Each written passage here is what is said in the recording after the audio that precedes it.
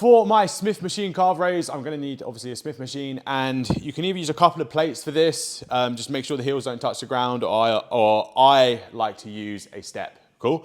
Then with the step, I want the edge of the step to be directly underneath the barbell, or as much as possible on that one.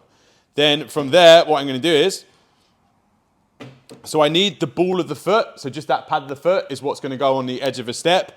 And then I want the barbell to be over the ball of the foot or over the edge of a step. So it means you're going to be leant forward ever so slightly. So I'm going to do my high bar back squat setup, where I go hands just outside shoulder width, pull myself through and under the bar, creating a cushion on my upper back, and then just putting the barbell just underneath the C7 on my neck. So remember, that is, if you tuck the chin in, it's that bony bit there that appears. So you're just underneath there. So basically your high bar back squat position on that. So what I do is pull myself into that position.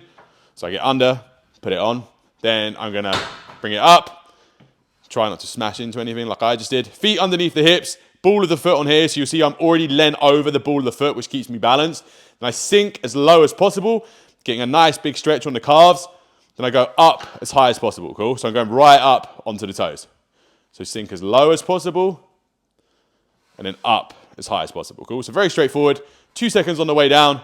Most importantly, chase that stretch, and then a controlled explosion on the way up. And when you're coming down the way down, you want to make sure that you don't bend too much through the toe.